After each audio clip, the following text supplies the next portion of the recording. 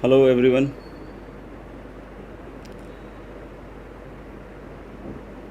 A very good morning.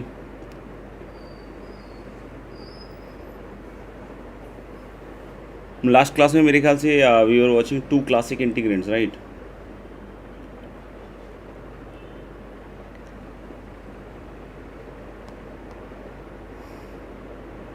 उसमें मैंने last में कुछ शायद सवाल दिए थे.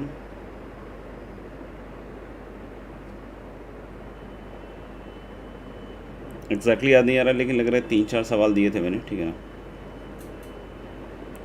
तो पहले तो उस सवाल को करते हैं फिर बात करते हैं. ठीक है. तो जो पहला था उसमें से the first question was like this. Integral e की power x into 1 plus x cube upon 1 plus x square raise to the power 3/2 dx right. तो इस वाले पर्टिकुलर सवाल में आपने शायद कुछ किया तो होगा ही. जैसे इन दोनों से दिख रहा है कि एक x निकल जाएगा और ये देगा शायद 1 प्लस एक्स स्क्वायर. तो मेरे ख्याल से this is going to be e raise to the power x और ये x प्लस एक्स क्यूब और इधर 1 दिख रहा है मुझे. तो मुझे लग रहा है कि एक तो आ जाएगा शायद 1 अपॉन 1 प्लस एक्स स्क्वायर की पावर 3/2. ये 1 के साथ हमने अलग किया. और दूसरा पार्ट आप लोग देख सकते हो x कॉमन आएगा और 1 प्लस एक्स स्क्वायर की एक सिंगल पावर है और इधर 1 प्लस एक्स स्क्वायर की पावर 3/2 है. तो मुझे लग रहा है कि सिंगल पावर और ये शायद root under 1 plus x square बचेगा शायद राइट इंटू डी एक्स. अब मेरे ख्याल से इसको आप एफ एक्स मान के इसको डिफरेंशिएट करके देखना आप. तो आई होप जैसे ही आपने इसको एफ एक्स मान के डिफरेंशिएट किया होगा या करोगे ठीक है तो ये वाली चीज़ एफ डैश एक्स आ जाएगी. Just check it. तो मेरे ख्याल से इसका जो आंसर आ जाएगा दैट इज़ ई की power x into x upon under root of 1 plus x square. I hope एक सवाल तो ये था plus c important plus concept. दूसरा सवाल जो था मुझे लग रहा है कि कुछ ऐसा था या कोई और भी सवाल हो सकता है लेकिन ये भी एक सवालों में से हो गई.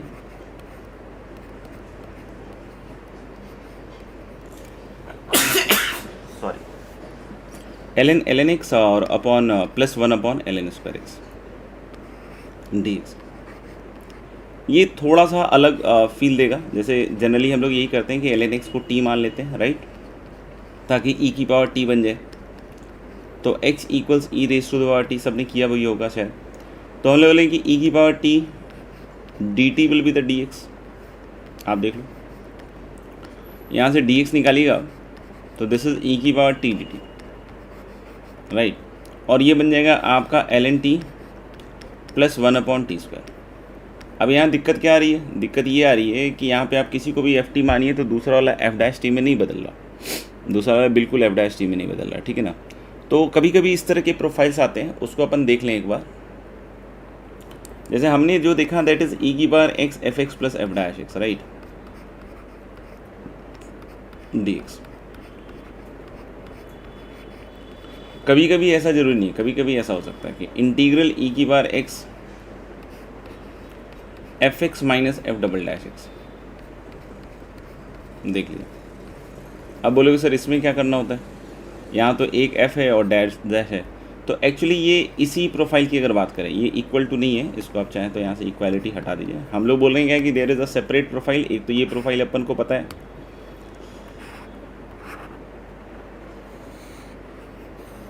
नहीं. एक तो ये प्रोफाइल हम लोगों ने देखा हुआ है. अब हम लोग बोल रहे हैं कि अगर ये ऐसा प्रोफाइल आ जाए इंटीग्रल ई की power x F x minus क्या आ जाए एफ डबल डैश एक्स. तो ये वाली चीज़ जो है ये वाली चीज़ ये इसमें बन जाएगी. अब बोलोगे कैसे बन जाएगी. यहाँ ध्यान रखना F minus F double dash है.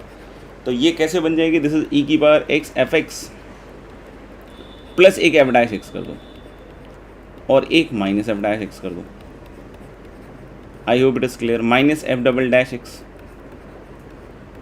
D x. अब यहाँ पे देख सकते हो कि दो चीज़ें बन जाएंगी. एक तो आपका ई की power x F plus F dash और इसी के साथ एक और माइनस साइन निकालने के बाद जो बनेगा ई की power x F dash x plus F double dash x. देख लीजिए. तो इसको अगर आपने जी माना तो ये जी डैश हो गया ना. नहीं इसको अगर आपने जी माना तो ये चीज़ क्या हो जाएगी जी डैश. तो ले लें कि इधर से तो आ जाएगा ई की पावर एक्स एफ एक्स और माइनस क्या आ जाएगा ई की power x F dash x, क्योंकि जी एक्स अगर एफ डैश को मानोगे तो ये दिख जाएगा प्लस सी। मतलब समझ में आ गई, अगर F minus F double dash भी है तो ये भी इसी प्रोफाइल का पार्ट है, बस उस फॉर्म में कन्वर्ट करना पड़ेगा। अब जैसे इस सवाल पे हम वापस से आते हैं, एल एन टी का फर्स्ट ऑर्डर डेरिवेटिव हो गया 1/t, और 1/t के बाद उसका एक और डेरिवेटिव लोगे बच्चों तो कितना आएगा -1/t²। तो यहाँ पे हम लोग फिर से बोल सकते हैं क्या कि ये मुझे ऐसा ही दिख रहा है कि कुछ जोड़ना घटाना पड़ेगा। जैसे एल एन टी है, एल एन टी का डेरिवेटिव एफ डैश अभी देखा था ना, जोड़ा था अपन ने, तो एफ डैश ही मतलब एल एन टी का डेरिवेटिव 1/t। अगर ये जोड़ा है तो फिर कुछ घटाना ही पड़ेगा, कौन सा, यही जो जोड़ा था। अभी देखो ना ये दो ऐसे ही फॉर्म के बन गए। जैसे ये वाला भी F T plus F dash T है, और इसको अगर आपने माना जी टी, तो ये बगल वाला इसका जी डैश है। ये मैं बोला सर -1/t² आएगा, नहीं भाई, -1/t का डेरिवेटिव लिख रहे हो आप, तो ई की power t l n t और शायद मुझे लग रहा है -1/t। अब फिर से वही वापस से टी को क्या रखना है आपको, एल एन एक्स। तो मेरे ख्याल से ये फाइनली इसका आंसर आ जाएगा। ठीक है भाई, चलिए अगला सवाल शायद मेरे ख्याल से ऐसा कुछ था।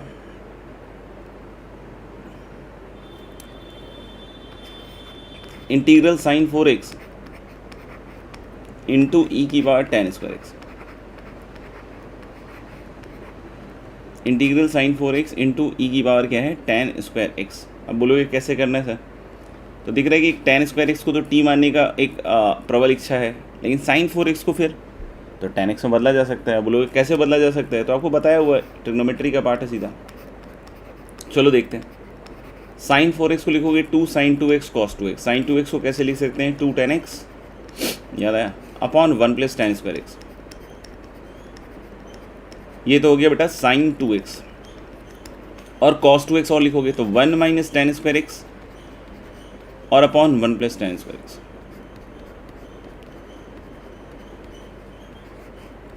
देखिए ध्यान से, तो कुछ भी नहीं होता इस तरह के सवालों में, अगर आपने बेसिक सिंप्लीफिकेशन ये सब अच्छे से कर रखा है तो आपको प्रोफाइल्स में दिमाग लगाना पड़ेगा। जैसे जैसे ही दिखा ई की पावर tan²x, तो इतना तो तुमको जरूर दिख गया होगा कि सर tan²x को हम t रख देंगे, नहीं, और उसके बाद फिर थोड़ा दिमाग चलाएंगे तो आप tan x में कन्वर्ट कर देंगे। तो बहुत बेसिक है, लेकिन हालांकि ऐसा नहीं कि बेसिक लेवल का सवाल तो ये अच्छे लेवल का ही माना जाता है, लेकिन वही है कि पढ़ने के बाद, मेरे समझाने के बाद वो उस तरीके से आपको शायद विजुलाइज होने लग जाए, बस ये। तो ले लें कि यहाँ से देख सकते हैं आप tan²x, लेकिन जैसे ही tan²x सोचता हूँ कि t मानूँ तो फिर मेरे को एक दिखना चाहिए 2 tan x sec²x। इसलिए मैंने बोला था कि डेरिवेटिव का आइडिया बहुत स्ट्रांग होना चाहिए। तो 2 tan x तो दिख रहा है, लेकिन sec² नहीं दिख रहा है। तो अब sec² नहीं दिख रहा है तो उसको देखने के लिए हम लोग सोच सकते हैं कि भाई sec² से मल्टीप्लाई डिवाइड करें, लेकिन हम तो tan में बदलना चाह रहे हैं, तो भाई जो नीचे वाला sec² है वो tan में बदल जाएगा। तो यानी हम लोग बोल रहे हैं क्या कि इसको देखते हुए समझ में आ रहा है क्या, या ऐसे ही लिख देते हैं tan² = क्या, t, इधर से क्या देगा 2 tan x into sec² dx = dt। तो 2 tan x में dx कितना लिख दूँ मैं, dt अपॉन sec²x, और sec² को क्या लिख दूँ मैं, अपॉन sec² लिख रहा हूँ, तो 1 + tan²x, और tan² क्या है t। तो ये समझ में आया, 2 tan x dx और sec² से डिवाइड किया तो 1 + tan²x और tan² t है, तो ये बन गया। अब आप यहाँ पे देखिए, ध्यान से देखिए, तो मेरे ख्याल से ये माहौल तो बन गया e की पावर t इंटीग्रल, एक 2 था, और ये जो 2 tan x dx है इसको हम लोगों ने अलग से संभाल लिया, क्या, dt अपॉन 1 + t। ठीक है, 2 tan x dx को, ठीक है, और ये भी क्या हो गया भाई 1 + t, और ये भी क्या हो गया 1 + t, तो 1 + t 2 और आ रहे हैं, तो यानी क्यूब हो जाएगा। ये दिख रहा है 1 + t का स्क्वायर तो यहाँ आ ही गया, और एक 1 + t यहाँ से आएगा, ठीक है, और फिर इधर क्या आएगा 1 - t² शायद, नहीं 1 - t² नहीं 1 - t, ये tan² को हमने t रखा है, ठीक है ना। तो ये चीज़ मेरे ख्याल से ओवरऑल बन जाएगी। अब इसके बाद क्या है भाई, तो 2 e की पावर t, और ये शायद 1 - t अपॉन 1 + t है, तो हम लोग नीचे वाले की शक्ल में कैसे इसको लिख सकते हैं, 2 - (1 + t)।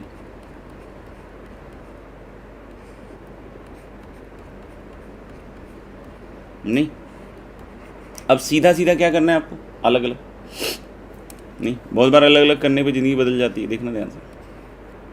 तो ले लें e की पावर t, और इधर कितना आएगा 2 अपॉन 1 + t का क्यूब। लग रहा है क्या सेट हुआ ये मामला, ओह नो,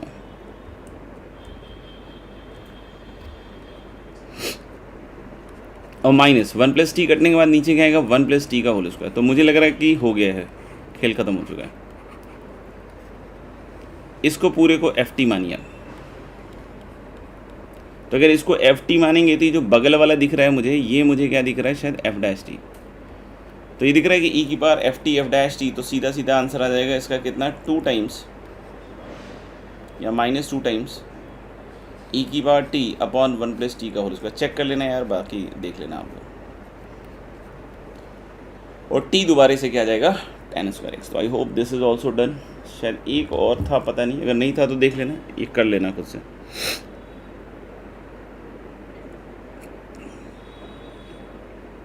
एग्जैक्टली याद नहीं आ रहा है मुझे लग रहा है कि शायद ये वाला था, या भगवान जाने, या नहीं होगा तो आप कर लीजिएगा पहले, ठीक है ना। और कोई सिंपल हो और हो गया हो तो उसके लिए परेशान मत कीजिएगा, खुद से कर लीजिएगा।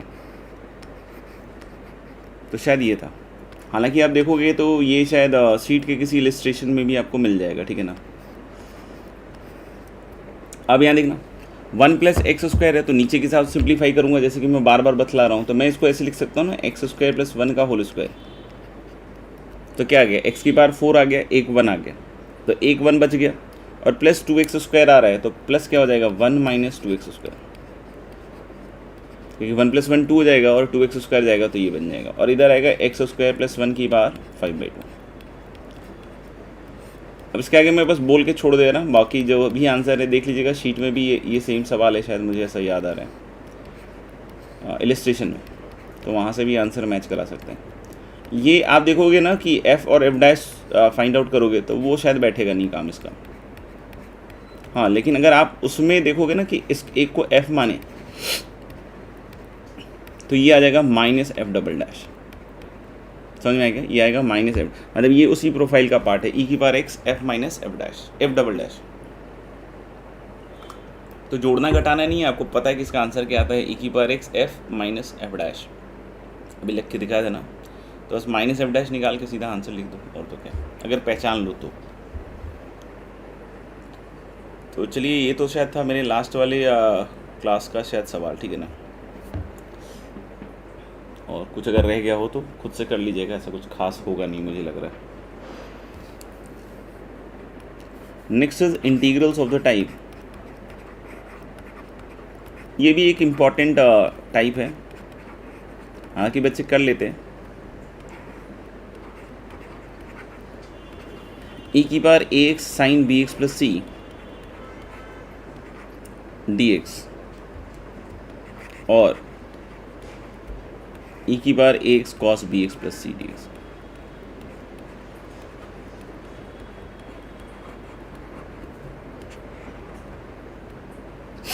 देख लीजिए, तो इस तरह के भी सवाल आते हैं, हालांकि इस तरह के फॉर्मूले भी एग्जिस्ट करते हैं। आप चाहो तो डायरेक्ट फॉर्मूले वगैरह लगा लो,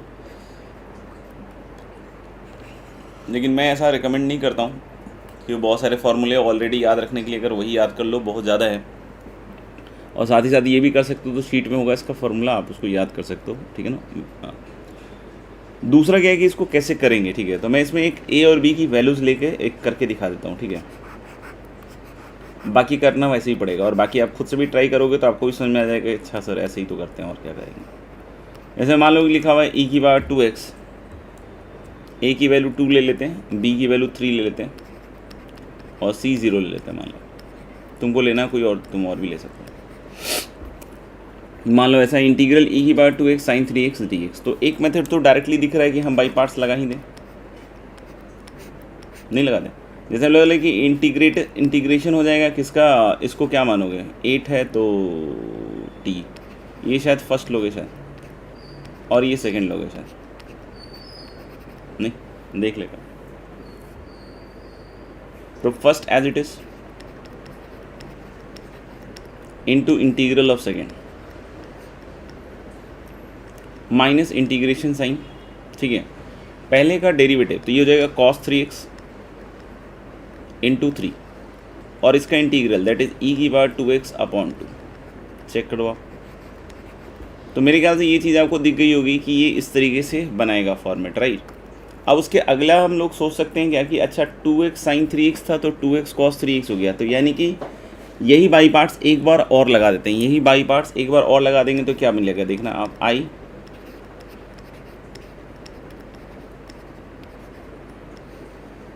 लाइक दिस। अब फिर से अगर बाई पार्ट्स लगाओगे तो cos 3x को फर्स्ट फंक्शन मानोगे तो cos 3x into integral of second like this, minus integration sign फिर से देखो, और इंटीग्रेशन साइन के बाद क्या आएगा, अब फिर से मुझे लगता है कि इसका तो डेरिवेटिव आएगा तो cos का माइनस हो जाएगा, तो 3 sin 3x और e की बार 2x/2।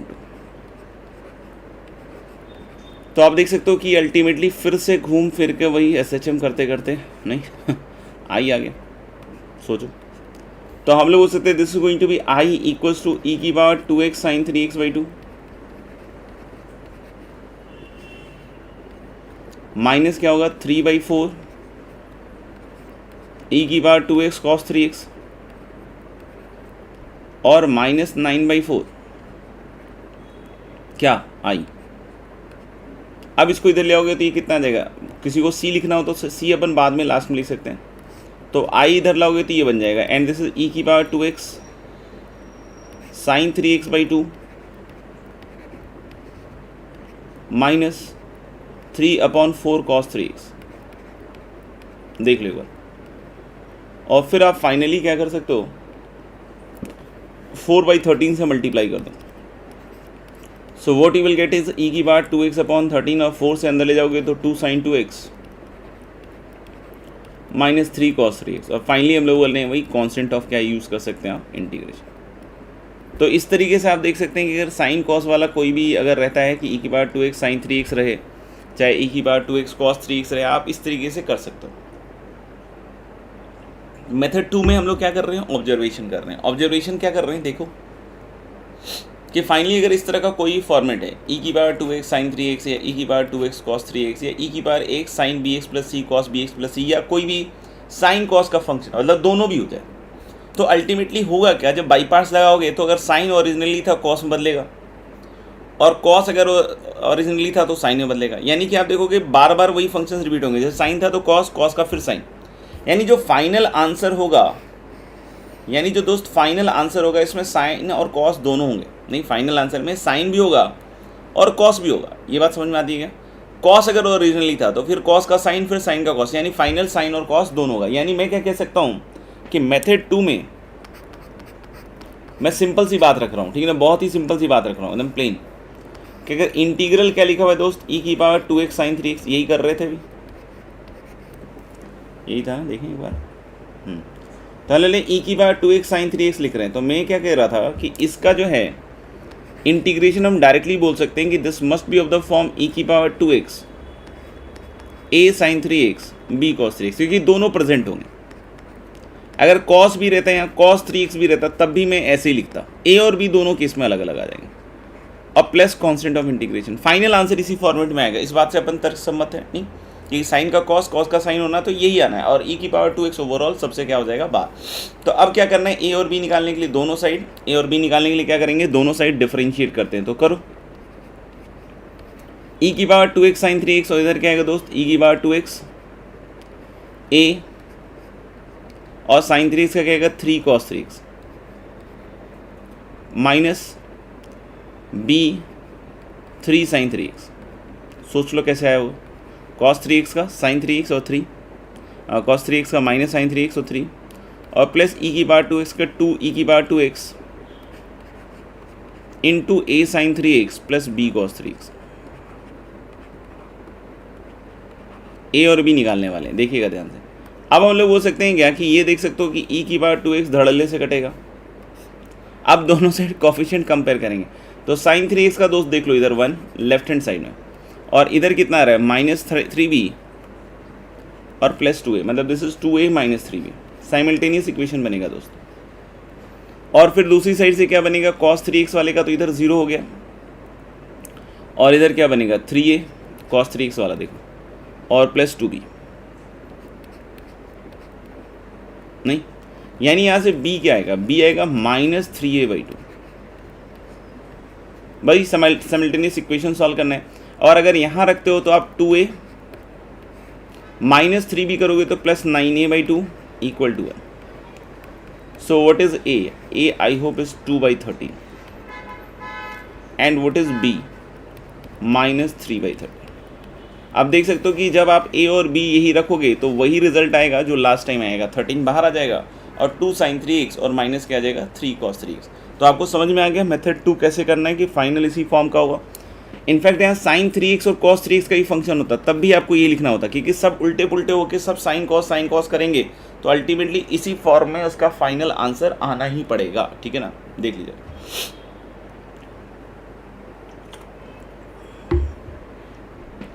बाकी एक तो है कि फॉर्मूला याद कर लीजिए, और भी हैं लेकिन शायद इस स्टेज पे शायद अपन कंफर्टेबल नहीं हो पाएंगे, ये कॉम्प्लेक्स नंबर वगैरह भी इन्वॉल्व करके किया जा सकता है, तो फॉर द टाइमिंग मैं छोड़ रहा हूँ उसको। ठीक है ना,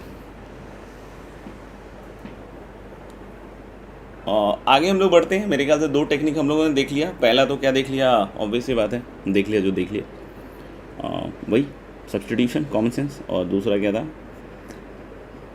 by parts, product rule come common sense. अब हम लोग तीसरा देख रहे हैं technique, that is partial fraction.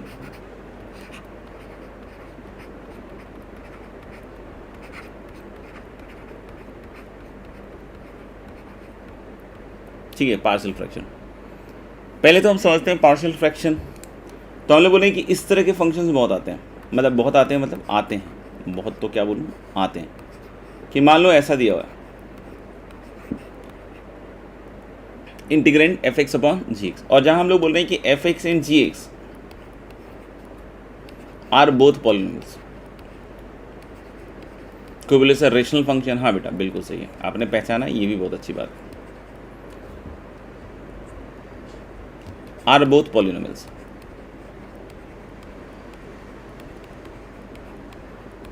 ठीक है, समझ में आई बात क्या समझ में आती है कि हम लोग बोल रहे हैं क्या कि 2 फंक्शंस हैं f और g, और इस तरीके से अरेंज करके दिए हुए हैं इंटीग्रेंड में, और हम लोग बोल रहे हैं f और g दोनों कैसे फंक्शंस हैं बच्चों, पॉलिनोमियल फंक्शन हैं। अब हम लोग बोल रहे हैं कि इसके इंटीग्रेशन की बात करें, एक तो होता है कि कॉमन सेंस ही कर लेते हैं कि हाँ भाई ऐसे ऐसे करके थोड़ा बहुत 19-20 करके कर लेते हैं, ठीक है ना। दूसरा हम लोग बात करें कि नहीं कॉमन सेंस वर्क नहीं कर रहा है, थोड़ा दिमाग और लगाना पड़ रहा है, तो कैलकुलेटिव होकर कैसे करें, तो वो चीज़ हम लोग आज समझने वाले हैं। ठीक है, तो हम लोग यहाँ पे एक पहले तो बात करेंगे कि इसके बारे में कि ये इसको प्रॉपर या इम्प्रॉपर फ्रैक्शन कब कहेंगे। ठीक है ना, तो हम लोग बोलेंगे कि fx अपॉन gx जो है, नहीं, is called as a proper fraction. इस पे बात क्यों कर रहे हैं वो भी मैं बतलाता हूं। Is called as a proper fraction if degree of gx, denominator देख लो भाई, इफ डिग्री ऑफ gx, नीचे वाले की डिग्री, इज ग्रेटर देन, नीचे वाले की डिग्री बड़ी हो, numerator, that is F.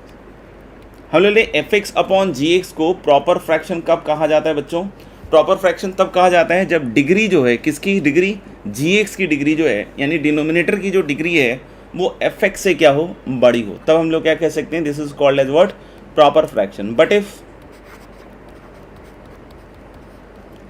Degree of fx, but if degree of fx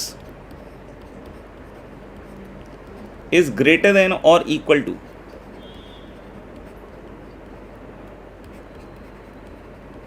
नहीं, हम लोग बोले कि अगर, लेकिन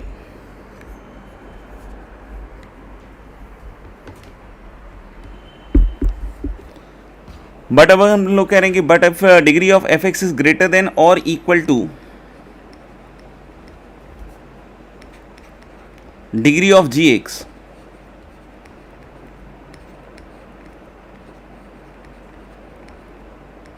then it is called as improper fraction.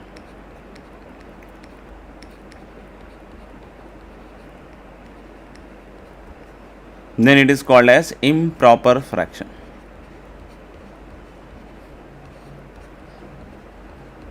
समझ में आती है बात क्या समझ में आती है यहाँ पे कि अगर एफ एक्स की जो डिग्री है वो जी एक्स से क्या है, बड़ी है या बराबर है, ठीक है ना, उन दोनों केसेस में हम लोग इसको, इस फ्रैक्शन को क्या कहते हैं, इम्प्रॉपर फ्रैक्शन। सही है। अब बात ये आती है कि जो पार्शियल फ्रैक्शन का टेक्निक है वो हम तभी लगाते हैं, सुन लेना, हम पार्शियल फ्रैक्शन का टेक्निक है वो हम कब लगाते हैं, जब प्रॉपर फ्रैक्शन हो। नहीं, कैसे लगाते हैं वो तो शायद अगले क्लास में बात हो पाएगी, बट हम लोग बोल रहे हैं क्या, टेक्निक ऑफ पार्शियल फ्रैक्शन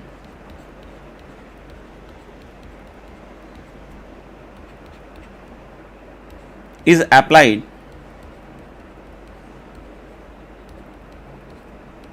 समझ में आ जाएगा, क्वेश्चन देख के सब समझ में आ जाएगा कि अच्छा ऐसे क्यों होता है, वैसे क्यों होता है, बट लिखवा देते हैं, ठीक है ना। Is applied in case of proper fraction.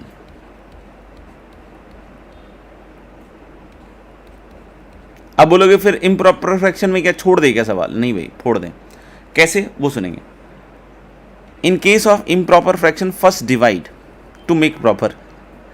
In case of improper fraction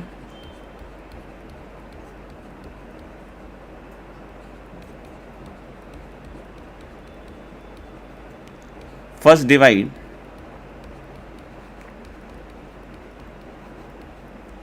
to make it a proper fraction. मतलब आप क्या करोगे, डिवाइड करोगे। अब डिवाइड करने से क्या होगा कि ऑफ कोर्स जो भी डिग्री बराबर या बड़ी है ऊपर वाली, तो डिवाइड करने के बाद ऊपर की डिग्री वैसे ही लिखते हैं ना अपन, dividend equal to divisor into quotient plus remainder. तो divisor into quotient plus remainder लिखकर जब अलग अलग करोगे तो समझ में आ रहा है कि वो कोशेंट वाला डिवाइजर वाला पार्ट तो खत्म हो जाएगा, एक कोशेंट बच जाएगा और प्लस बच जाएगा रिमाइंडर अपॉन जो भी आपका फंक्शन था। समझ में आ गया।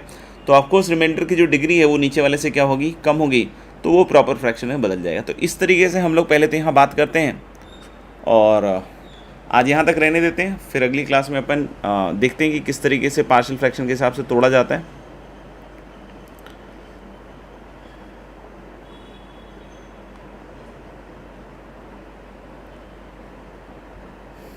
बाकी जो होमवर्क है वो देख लीजिएगा एक बार, जो अभी तक किया हुआ है इंटीग्रेशन का उसको दोबारा से एक बार ढंग से रिवाइज कर लीजिए। तो आज अभी छोड़ देते हैं होमवर्क के हिसाब से, तो आप रिवीजन कर लीजिएगा जो भी इनडेफिनिट का जो पोर्शन है, ताकि क्योंकि क्या होता है कि मैंने पहले ही बताया कि इनडेफिनिट थोड़ा सा टफ जाता है क्योंकि उसमें सिम्प्लीफिकेशंस बहुत होते हैं और बच्चों को बस एक ही चीज़ से नफरत होता है, उनको सीधा आईआईटी में सीट चाहिए होती है, मेहनत थोड़ा सा कम चाहते हैं और इसमें मेहनत क्या बहुत ज़्यादा होता है नहीं। हालांकि आईआईटी में उसके हिसाब से देखा जाए जिस मेहनत से हम काम करते हैं उस मेहनत से इसके प्रोपोर्शन सवाल नहीं आता है। उसका रीज़न ये है कि मेनली जो भी चीज़ें हैं वो डेफिनेट में पूछी जाती हैं, उसी से बढ़िया सवाल बनाए जाते हैं। लेकिन मेहनत इस पर करना पड़ेगा। मेहनत क्यों करना पड़ेगा, क्योंकि ये सीखोगे तभी डेफिनेट में आपका कॉन्फिडेंस हायर लेवल का रहेगा। समझ में आएगा। तो अभी तक जितने सवाल हुए हैं उन सबको आप A4 साइज शीट में लिखिए, उसको सॉल्व कीजिए और ये जो भी समय मिल रहा है, ऑल्टरनेट क्लासेस चल रही हैं, तो कोशिश कीजिए कि जल्दी से जल्दी आप अपना सब बैकलॉग वगैरह कंप्लीट कीजिए। ठीक है, तो चलिए मिलते हैं।